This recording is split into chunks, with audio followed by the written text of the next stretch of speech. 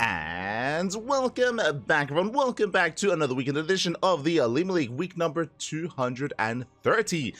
Oh my god, your weekly dose here of StarCraft on the Chijik platform. I'm of course your side VIP. With me, I'm joined by these amazing players, the people in the chat, and by my lovely plushies as well. Welcome once again, one and all, 2 weeks in a row with OlimoLeague, and we have another week ahead of us as well before the November finals. And we are jumping into our first series of the night. We're jumping into a ZvZ between SHIN and Rogue. Let's go. As spawning in the top right-hand corner, in the top right-hand corner of Ultra Love, we have the South Korean Zerg player. We have the red Zerg representing Team Falcons. It is Rogue. And spawning in the bottom left-hand corner, we have his opponent. We have the South Korean Zerg player, the blue Zerg representing Gaiman Gladiators. It is SHIN.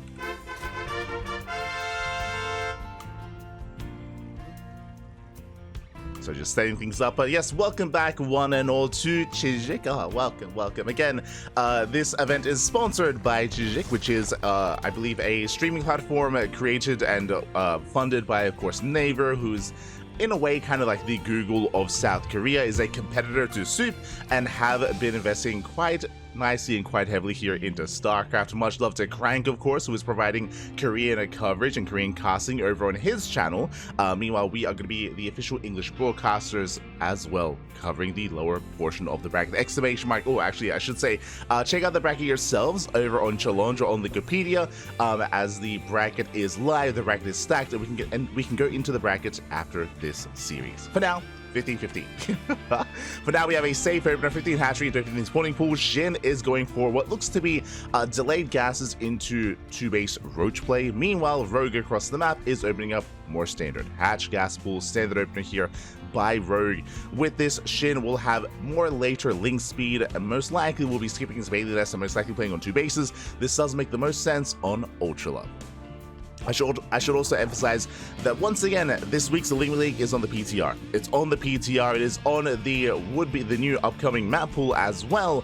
And Ultra Love is a very interesting map to dive into. Ultra Love does have unique defensive features, has amazing vortexes and visual sights and vistas. It looks amazing, looks beautiful, but more importantly, has ramps all over the place. Very defensive, very defendable. So if you were to open up 2-base roach, this would be the map for it. It would make the most sense. Would make the most sense here. As Link Scout is moving out for Rogue, Rogue should be setting up for a 3rd expansion behind this. Meanwhile, SHIN back at home is making queens. He is still not starting link speed. I should be defending here on 2 bases. Now, the reason why I did say that SHIN should be defending on 2 bases, he should be playing 2-base roach, is because of his opener, because link speed is so late, because gases are so late, because link speed is going to be delayed here. Usually you would just skip it entirely. Ooh, but link speed is being researched by SHIN. That is a tell as to what comes next. Rogue, he is scouting. Rogue confirms there is no 3rd. Rogue takes his own 3rd behind this. Again, remember, Rogue is going for a standard build, and because it looks like SHIN is playing 2-base roach, what does Rogue do? Rogue skips link speed. Rogue, he skips link speed. Rogue, he's also getting into his own roach production. Rogue should skip his Bailey nest as well, as SHIN is walling up. And because we have link speed on the way, and this is usually not research, it looks like SHIN is going for a link flood. Looks like he's setting up for a link flood to move out across the map and to try to catch Rogue with his pants down. And again, Rogue will not have Bailings to defend.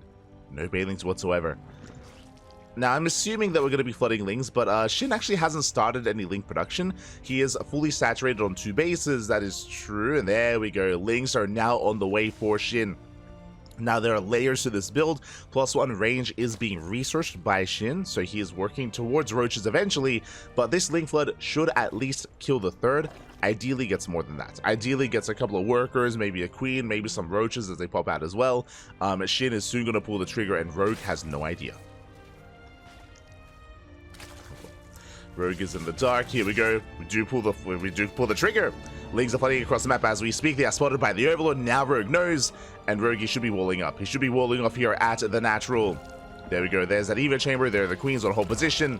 Lings, they catch out one of the drones. They force a cancel, and they will kill the 3rd. So the 3rd base is going to be going down. A very nice pickoff here by SHIN. Again, the reason why this happened is because Rogue believed that it was 2-base roach and believed that SHIN was not researching speed. Does not researching feed. Lings, they do check the wall, but alas, it is solid. Rogue, he defends on 2 bases. He is perfectly fine, perfectly safe and sound, but he will now lose that lava and that base advantage. As you can see, Shin here trying to delay or trying to pick up some units, but it is only overlords, so they will be safe and sound. Back at home, Shin will have the faster third. Now he's getting to roaches. Meanwhile, Rogue now turning this 2-base play into a 2-base all-in with the Nidus Worm. Nidus Worm is on the way. Rogue is going to pull the trigger. Everyone's pulled the trigger. But Rogue, he is looking to go for an all-in. Is on 2 bases, is building up more roaches. And what kind of vision does Rogue have out on the map? That is the question. There is overlords here towards the center, but not much further than that from my understanding. Yeah, they're being zoned away. Well, there is a link here on the right-hand side at the Zelnaga. Queens are getting, overlords are getting picked up by the queens. There we go, there's that Nidus Worm on the right-hand side. Shin is in the dark, he doesn't know what's going on. He's still hunting down more overlords, amassing up his own roaches. Shin will have an army, but there's that Nidus Worm. And Rogue, he's breaking out. So looking at the unit stat, Rogue, he has a massive roach lead. 20 roaches to 11. Oh my god. And Shin, he cannot engage. Not like this. Shin is going to try to come in from behind, going for the Nidus Worm. Alas, he cannot. Just so many roaches. And Shin needs time. He's supply blocked. Ooh, that's a massive supply block here for Shin. Now is not the time. He's going to try to engage. Another Nidus Worm coming from behind. Lings, they come in for the surround. At least they try to. The army here of Rogue, can he break through this? Reinforcements are denied. Lings, they get on top of the queens. GG gets caught. Shin, he holds, and Shin takes game number 1. Whew. GG.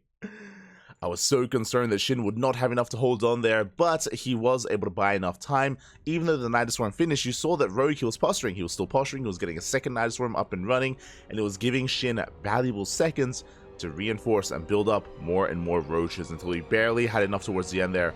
Clutch transfuses, was able to hold on, and GG. GG, well played.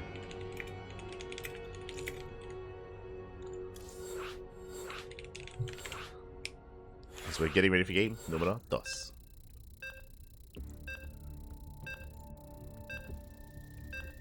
Oh, I just realized I misspelled Rogue. There we go.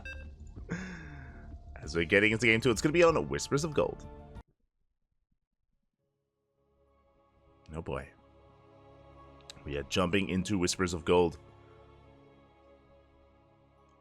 And we'll see what our players have in store for us this time. Again, it was a cheeky build out of Shin.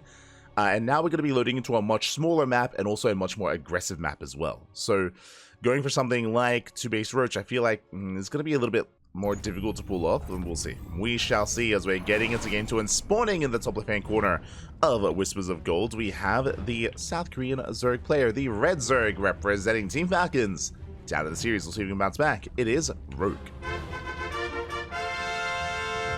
And spawning in the bottom right-hand corner, we have as opponent, we have the other South Korean Zerg player, the Blue Zerg, representing Gaiman Gladiators. It is Shin. Here we go.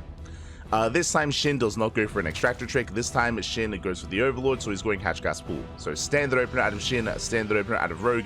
What does this mean? This means that the likelihood of us entering Ling Bane battles is much higher, which is kind of what we expected here. It is much more difficult to wall up and wall off with Roach play and try to be a little bit more defensive on a map like Whispers of Gold. I see a lot more chaos in the future here, a lot more Ling Bane aggression, but we'll see. Still a little bit early to tell. Despite the opener, it is still possible to wall up and wall off and get into Roaches. It is still possible.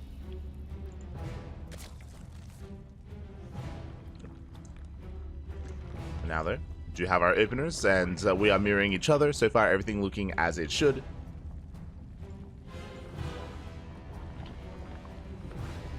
Everything is looking normal.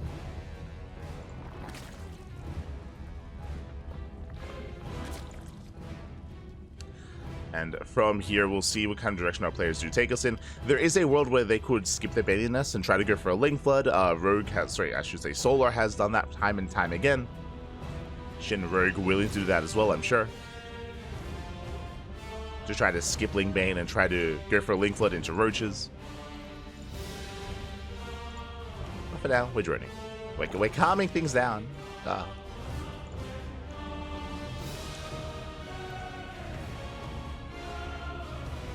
We are calming things down. Saturating our bases. Overlords do confirm the timing of the hatcheries from both sides. Yeah, both Rogue and Shin do confirm. Everything so far looking normal. And from here, our players should be expanding. You can see Shin pulling out of gas. We can see Rogue doing the same, also pulls out of gas. I'm curious what direction our players do expand in, and we do see Rogue expanding towards his opponent, towards Shin. As there is a little bit of a skirmish here out on the map. Oh, Shin coming out worse for wear. Shin now going to be expanding as well on the left-hand side.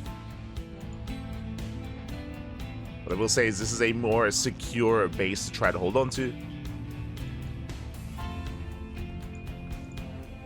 And here comes that Baneling Nest. So Shin is embracing lane Bane. Interestingly enough, Rogue actually does not go for a Baneling Nest, goes for an Evo Chamber. This looks like potentially +1 Carapace. Really fast +1 Carapace into a Roach Warren. Yep, here comes Link Flood. So I mentioned before that Solar, he does from time to time mix in a Link Flood into Roaches. This is the same build. Same build.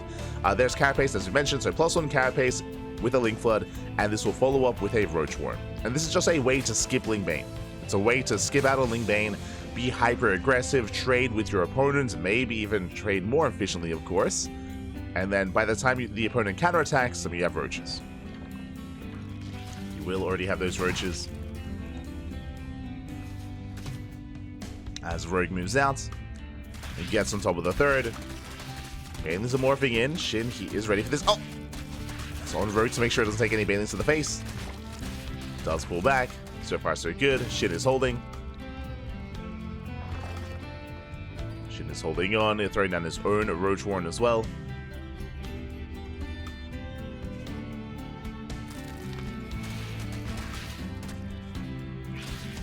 Shin is going to be able to force this back for the time being. But again, as he's forcing this back, Rogue is already making Roaches. Roaches are already in production.